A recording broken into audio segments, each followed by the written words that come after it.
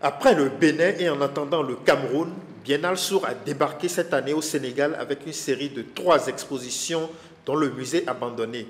Une initiative de l'artiste argentin Diogo Bianchi autour de la pollution marine. Le vernissage a eu lieu ce samedi 30 septembre à l'Institut Cervantes de Dakar en présence des ambassadrices d'Argentine, d'Espagne, des Pays-Bas, du Portugal, aux côtés de la directrice de l'Institut ainsi que du directeur de la dite biennale. Biennale Sourd, c'est un projet de biennale internationale d'art contemporain complètement différente à tout ce que vous pouvez connaître. C'est une biennale qui n'a rien à voir avec le commerce de l'art, avec les galéristes. C'est une biennale qui cherche de diffuser et de faire possible pour la plupart des gens d'exercer le droit à la culture. Une des droits qui a été consacrée à la Déclaration universelle des droits de l'homme en 1949 et nous sommes partisans de diffuser ça, d'arriver où les gens sont vraiment. Alors c'est une biennale que dans chaque ville où nous sommes, c'est fait en différents endroits pour arriver aussi à de différents types de publics. À travers le projet Musée abandonné, les artistes ont proposé des créations à base de déchets rejetés par la mer, en l'occurrence les sachets plastiques.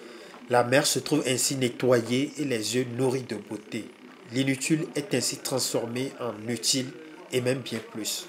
On parle beaucoup dans ce projet de recyclage, mais en fait, ce n'est pas l'idée exactement de cette idée. Le recyclage, c'est donner, on va dire, une vie plus longue aux objets qui ont été, on va dire, décartés déjà dans le futur. L'idée, c'est travailler avec les objets qui sont en principe plus valides pour le système économique et social. L'expo, fruit de la collaboration entre l'Institut Cervantes de Dakar et Biennale Sourd, plonge le visiteur dans la problématique des déchets plastiques dont les océans sont devenus le principal réceptacle.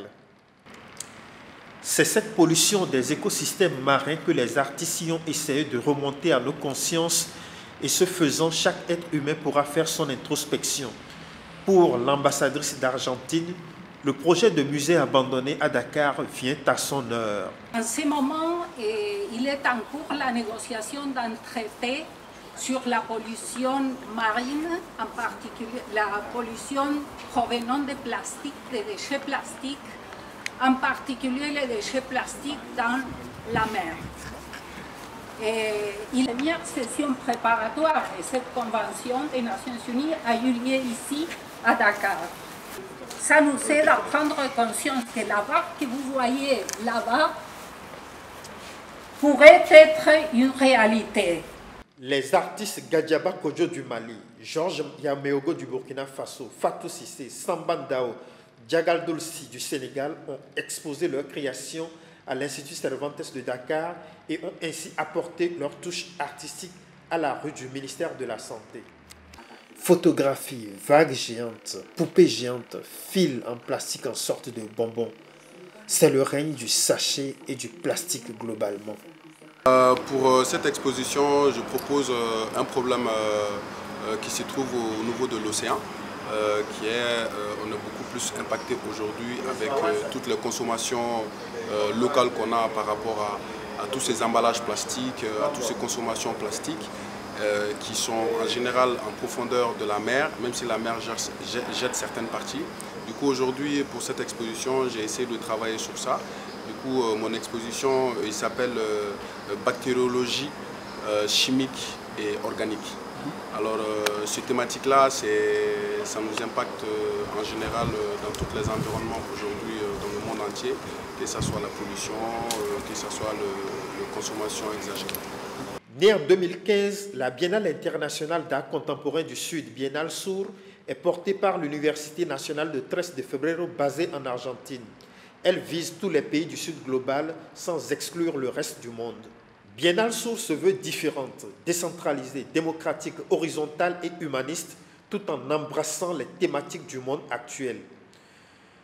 Depuis sa première édition, elle a connu une ascension fulgurante et même la pandémie de Covid-19 n'a réussi à la freiner. Elle continue de s'étendre à travers le monde au-delà du Sud global visé. Nous nous sentons très identifiés avec le continent africain et nous avons été dans la première édition On a été au Bénin. À partir de la 3e édition, nous sommes aussi au Cameroun. Et dans cette édition, maintenant je suis ici à Sénégal, à Dakar, mais on part pour le Maroc, où on va inaugurer une exposition d'artistes latino-américains et marocains, surtout d'artistes photographes, dans le Musée national de la photographie de Rabat. Et après, il y aura aussi d'autres inaugurations en Algérie et en Tunisie. Ça veut dire que nous voulons être plus présents dans l'Afrique. C'est une biennale qui a été originée au Sud. Elle n'est pas exclusivement du Sud, parce que pour nous, le Sud, c'est plutôt un état de pensée qu'une question géographique, mais nous voulons nous identifier avec les pays de ce Sud qui veut changer le monde. Le Sud, c'est-à-dire le Sud global. Un Sud global, exactement.